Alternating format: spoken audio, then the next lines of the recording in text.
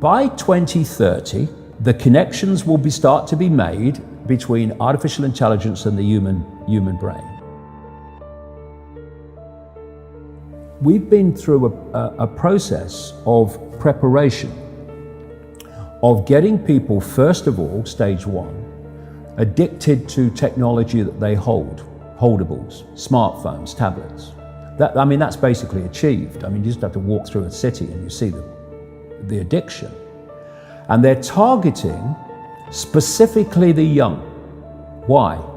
Because the young of today and the children of today are going to be the adults when they want to bring this AI connection in full blown. For that to happen, they have to get people addicted to technology to the point where they'll accept it and where it's the most natural thing in the world. And it's happening in front of our eyes. The first stage is to get people addicted to technology to the point where, at the most extreme, they'll get up in the dead of night and they'll queue, stand in line outside an Apple store to get the first of the new technology. And what they want eventually, and not too distant into the future, is people basically lining up to be connected to AI. In the same way that people in Sweden now are having parties to celebrate someone being microchipped, right? All this connects. So the next stage, because the idea is to get in the body, the next stage is to get on the body. So we went from just holdables, we went to wearables, we went to Bluetooth and Google Glass and Apple Watches and all these other gadgets that go on the body now. Even what they call electronic tattoos that are basically microchips on the skin. And the next stage is to go in the body, which is already starting in places like Sweden. And people like Ray Kurzweil, who is a Google executive. Google and Facebook are really at the cutting edge of this stuff. People think it's a social media operation only or a search engine only. No. This whole Google group now, which is given the name Alphabet, are absolutely at the cutting edge of this whole AI technology. So is Amazon. Amazon's got contracts worth hundreds of millions of dollars with the CIA and the Pentagon for cloud services and stuff. Yeah, they have massive data services. Massive, yeah. The consumers don't see. So the idea is to take this on. And what Kurzweil is saying, and he claims an 80% success rate in his predictions of incoming technology and when it will come in. But, if you know when it's going to come in, then you've got a great chance of predicting it, haven't you? It's like, if you know when a stock market's going to fall because the people you are connected to are going to make it fall, well, you're going to get out just before it falls, and you're going to get in just before you know they're going to push it up. You don't have to be, Nostradamus if you know the script. This is the sales pitch, and this is why they're telling you.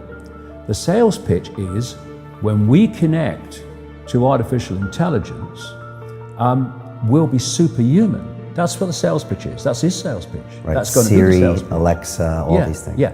What you've got is the idea that connect to AI and you'll become superhuman intelligent.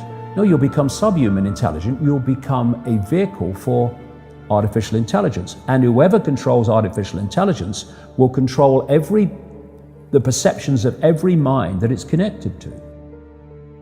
If you're going to make a physical connection with AI, you're not going to do that on a mass scale until you've made a psychological connection. And there is a process, a psychological process, which is known as preemptive programming. Preemptive programming is this. You're going to usher in a world that is so different, so dramatically different to what anyone's been used to, that you're going to have an obvious resistance purely by the chasm of difference between the world people are used to and the world you're taking them into. A resistance that says, hold on a minute, you want to do what? What? So you prepare them for it through preemptive programming. You put out a stream of movies out of elite-controlled Hollywood. You put out television programs, you put out books, you put out all these things that basically portray the world you want to take people into. This is why you've seen so many movies about control by robots, control by technology, of synthetic humans. You have the dystopian society being portrayed and portrayed and portrayed. And what that's doing, it's making the subconscious, to an extent the conscious mind, familiar with the world you want to usher in. So when you literally start to bring it in, there's not that chasm that there would have been before.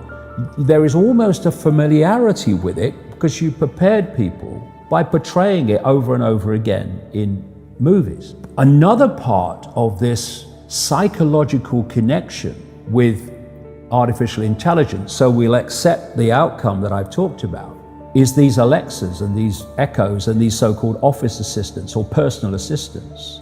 You start to interact with them as if they're human. And now they're bringing in internet-connected toys for kids, even little kids, and Barbie dolls that they can actually have conversations with artificial intelligence. They're now bringing in these robots that are, these synthetic robots that are looking more and more like humans, a lot of them coming in from the East. And this is a whole psychological process of familiarizing us with artificial intelligence, to getting people to interact with it until it becomes the most natural thing in the world. By 2030, the connections will start to be made between artificial intelligence and the human brain. And the human brain will be connected to what he calls the cloud. Another name for this is the smart grid, basically to artificial intelligence. As time passes, artificial intelligence will be more and more of human thinking and human perception until basically it's the totality of human thinking and human perception, at which point we won't be human anymore in terms of the consciousness processes we are using today. We will be artificial intelligence. And this is the assimilation I'm talking about. If you are connecting the human mind to a grid, a global technological grid, that grid can be centrally controlled. It will take at the center point very, very few people to run it, and even fewer to decide how it's run. I say this to kids and anybody else: how long could you live without your smartphone? What is an alcoholic? Well, an alcoholic is someone addicted to alcohol. Yeah. Why is he addicted to alcohol? Because he can't stop drinking it. But you can't put your phone down. And if you do, within a few minutes, you pick it up again because you're addicted to it. So are you controlling that bit of technology in your hand, or is that controlling you? That's controlling you. Do you want your life controlled by a bit of technology? Do you want the rest of your life controlled by it? Or are you now going to go, I'm putting this down? If technology is going to be the servant rather than the governor, it has to serve the interests of humanity, and humanity does not have to serve it. We're in a situation now where humanity is serving technology. And it will be serving AI. Increasingly, it is serving AI in its algorithmic expression.